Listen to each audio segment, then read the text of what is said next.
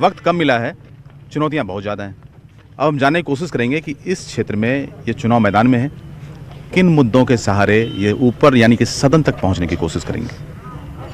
बहुत बहुत स्वागत आपका न्यूज़ 18 में।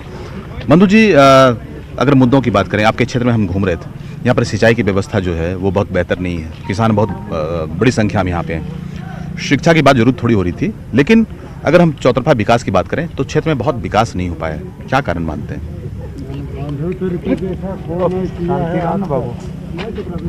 देखिए, जहाँ तक विकास की बात है तो 2005 में मैं जीत करके आया और हमको 2005 में ही 15-16 महीना सरकार में रहने का अवसर मिला।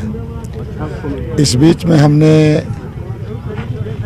यहाँ पर जो आपका शिक्षा के क्षेत्र में जो काम, विशेषकर ITI वगैरह खोला गया यहाँ पर, और कई एक स्कूल से यहाँ पर उनको हाई स्कूल में परिणत किया गया जी।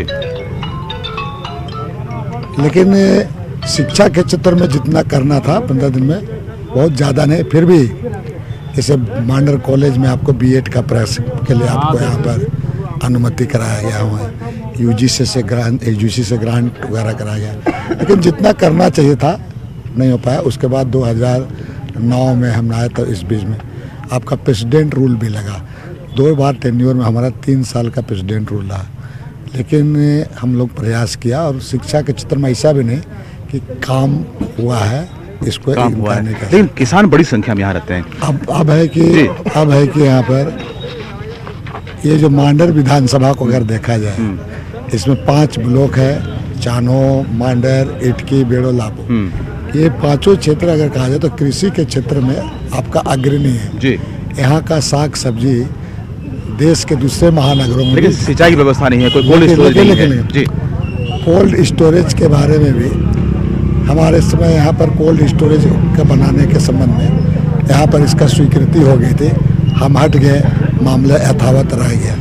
अभी एक कोल्ड स्टोरेज आपका यहाँ पर निर्माण हो रहा है बुढ़ा कुकरा में, लेकिन निर्माण नहीं हो पाया। लेकिन हमारे समय में हुआ था, लेकिन तब तक ये उसके काम उसका हुआ नहीं, लोग उसको ठप पड़ गए। सिंचाई के मामले में पहले यहाँ पर लोगों को, जो नॉन ट्राइबल्स लोगों को मनरेगा के तहत जो कुआं में खोदना था सिंचाई, उनको मिलता नहीं था कि सिंचाई मनरेगा के तहत कुआं खोदने के लिए उसको तो हमने उसको अपने कार्यकाल में उसको स्वीकृति दिलाया, ओवरऑल के लिए पूरा स्वीकृति मिला।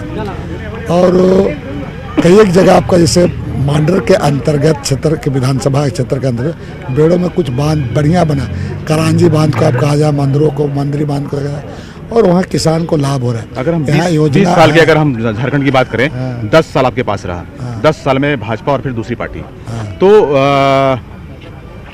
क्या हम मान के चले कि जो मांडर, जो कि रांची से सटा इलाका है, मांडर में जिस तरह से विकास होना चाहिए वो विकास नहीं हो पाया। मैंने पूर्व 10 साल में जितना विकास हमारे मंत्री जी हैं, जितना किए हैं, मंत्री जी कोई नहीं किया। मंत्री जी हैं, मंत्री जवाब देंगे जी।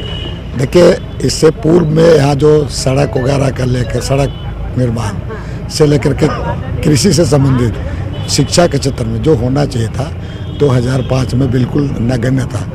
2005 में हमने इसको एक तरफ से पटरी पर लाया, अवसर भी मिला और बहुत सारे काम हुए हैं। जनता में जो भी जा रहे हैं तो किस बूते जा रहे हैं, कैसे जनता को विशेष मेरा जनता को बीच में जा करके हम जनता को ये कि हम कृषि को यहाँ पर विशेष रूप से यहाँ पर फोकस करना चाह रहे हैं। उनके लिए सिंचाई जैसे मामला और बाकी जो उनका जो आपका सिंचाई के लिए बिजली का उपलब्धता कराना, उसमें चूँकि किसान लोग मिट्टी तेल और डीजल पेट्रोल से नहीं कर पाएंगे, तो मेन आपका उसके लिए आपका उनके लिए फोकस किया जा रहा है। और हमको लगता है कि आने वाले दिन में जो हमारा योजना है पहले जो बनाया गया था, निश्चित रूप से हमको सफलता मिलेगी अगर मुझे अवसर मिलेगा। अवसर मिला। चुनौती क्या क्या है? दूसरी बात है कि शिक्षा के क्षेत्र में भी इस जोन में हमको बहुत सारी चीज़ें किया, अधूरा काम जो हम लोग किया गया था।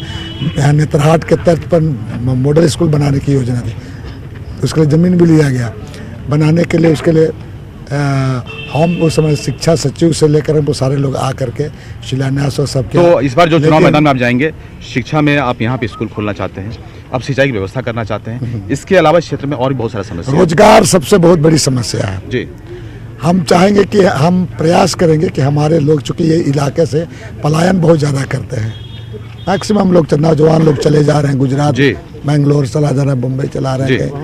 उसी तरह से आपके यहाँ पर महिला लोग भी पूरा इट्टा बटम चला रहे हैं। हम रोजगार का करेंगे कि रोजगार, स्वरोजगार को कैसे जोड़ें और कैसे उनको रोजगार उपलब्ध कराया जाए। और साथ साथ में थोड़ा इस इलाके में चूँकि शहर से सटा हुआ है, यहाँ पर जो मैंने क्वालिटी एजुकेशन को भी थोड़ा ठीक ठाक करने की ज़रूरत है यहाँ पर जी, उनके लिए।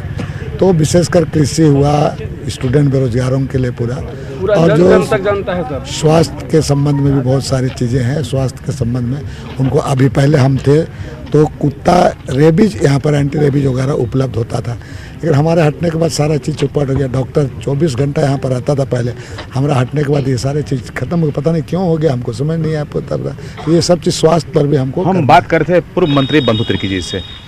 अब ये अपने कार्यकर्ताओं के साथ जोश में हर जगह घूम रहे हैं और जिस मुद्दों की ये इन्होंने चर्चा की उसमें कृषि और किसान ये प्रमुख है, शिक्षा भी ये काम करना चाहते हैं। अब चुनाव में ये तय होगा कि इस इलाके में कौन कौन से ऐसे मुद्दे हैं जिसको लेकर जनता वोट डालना चाहेगी। हमारी शुभकामनाएं इनके साथ है। बहरहाल कैमरा पर्सन संजय के साथ मैं राजेश तोमर, न्यूज़ 18 माडर रांची।